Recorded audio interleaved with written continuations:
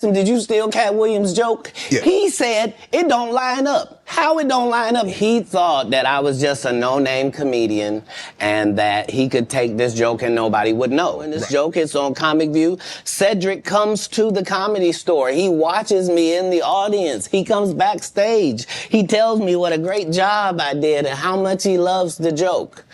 2 years later, he's doing that as his last joke on the Kings of Comedy. And he's doing it verbatim. He's just changed my car into a spaceship. Why would you sit here and be like, I saw Katt 30 times and Katt didn't do, as I stand before you, Shannon, I would have bust Cedric's stomach. There was nothing that would have kept me from one of these in that patch right there. Like, are you 3,000? You ain't getting 3,000 wilding out. You was getting scaled about $900-something. Let me tell you something. Since we was talking about Katt Williams, one day Katt Williams came on Wilding Out after he made it. He made it rain in the place. You dig? Right. You in? I remember that. I remember. He threw hundreds in the air, homie, like a bitch. I grabbed about 800 off the ground because I might as well have had on a tutu, nigga. But nigga. That $800 I grabbed off the ground, Yeah. Katt don't even know it. Nigga, I was in the hole. Nigga, I needed that 800. Yeah. Yeah. Hold on, so I'm gonna ask you a question. Was that 800 more than you made on the set that day? Yeah, more than that day. For a day's work, yeah. Yeah. Wowzers. Them Wilding Out girls made $25 a show. You can't take away a nigga accolades from one joke. You can't. All I'm saying is, man, you saw I said, I don't know what happened with the joke, but I'm going to tell you something, man. It's a comic named J.B. Smooth.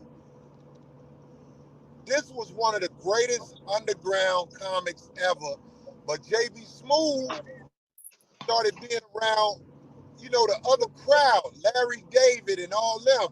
They funny too. They funny too, but when J.B. Smooth was in his element, the underground, he was one of the best ever.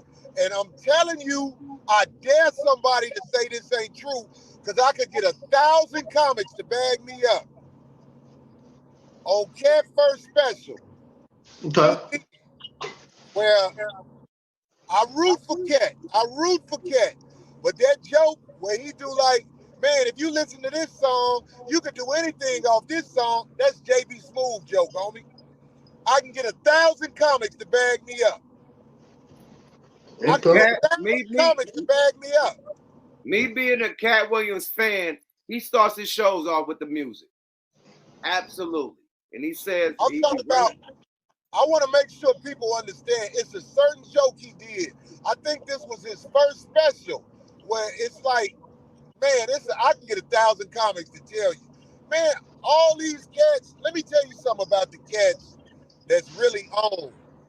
I'm not knocking none of them.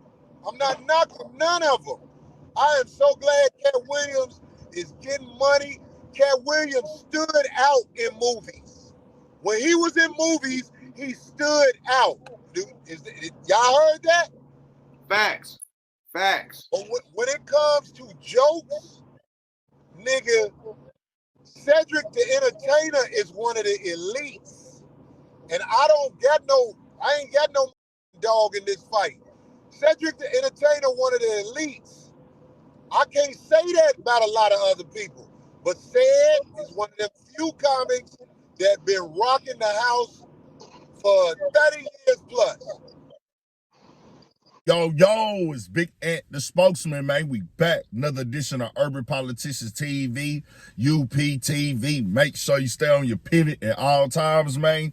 Had to come tap in, and every time I go to Twitter, I get caught up in the rabbit hole with this Katt Williams conversation, and more stuff start popping up that came out a couple days ago, just different opinions and things of that nature, and I ran across this right here.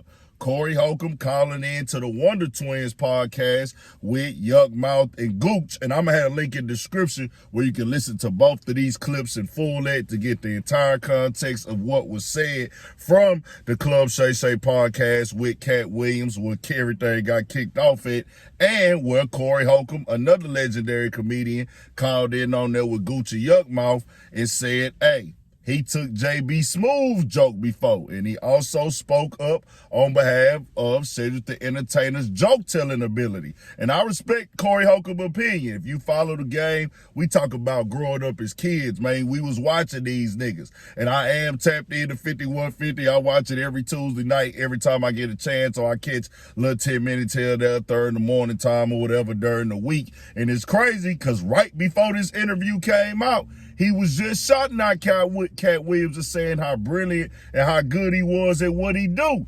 Next thing you know, that nigga is viral, is all over the internet.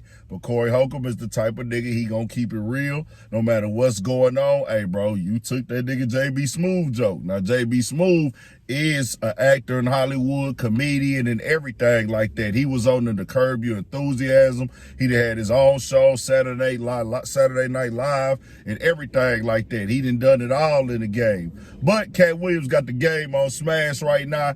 Everybody tapped in. A lot of people on Twitter and just on YouTube is looking forward to hear what Corey Holcomb got to say about this, because a lot of names that got spoke on, he been saying stuff about niggas and spoke about how Hollywood is. He another one that got his own lane and do his own thing because, we want to go with the system. A lot of things that Katt Williams exposed and talked about. Certain things people already been knowing pretty much. Certain things, certain people is hip and just got new to. Some of these things are word a little bit exaggerated, put a little extra sauce on it to make it a little bit more entertaining. But with Cedric the Entertainer, I grew up on all of these niggas, bro. I would be lying if I said I wasn't a fan and I didn't watch when they was all on. I am. I ain't got no dog in the fight. I'm right with Corey Holcomb, nigga. Do what y'all do, but I'm going to go ahead and spill the real on the situation, man. But it's all entertainment, and that nigga Katt Williams shook the internet up with this interview, bro. And I'm going to tell you what's even going to be bigger. The interview after the interview, nigga. The interview after the interview. The interview about the interview. Look how that worked. That's how you know you done went down there and laid some real stuff down on the pavement for niggas to really just soak up and dive into, because niggas want to hear what you got to say about this viral interview. I don't know when it's going to come. Might be later on this year, next winter, or next year or whatever. But everybody in the globe going to be probably tuning in to see what he got to say about all this. Is they did not hit well over 30 million plus views, and it's continuing to grow and grow and grow. And for people who don't understand how YouTube work or how big this is and why niggas is on this conversation, nigga, one view is 30 seconds, right? But every account can only give one view for a video. That's 30 million plus different accounts that watch that interview. 30 million different people. Niggas are talking about black this. Yes, these people are black. The people he is speaking on for the most part are black and from our culture. But this then went outside of black culture with other people tapping into it that ain't just black people. Everybody tapped in. Tell me what y'all think. We got more coming, more videos, all that. 1,000 for shit show. Stay on your pivot. And comedians, have fun with it. Joke it up. Laugh it up, nigga. That's what we here for, nigga. Y'all niggas supposed to be getting in that stage and entertaining us, nigga. All the comedians, if he took some shot at y'all, get y'all lick back on them, nigga. This what this game is about, nigga. This what we grew up on, nigga. This y'all crowd. This y'all sport, nigga. Go get it. Tell me what y'all think, man.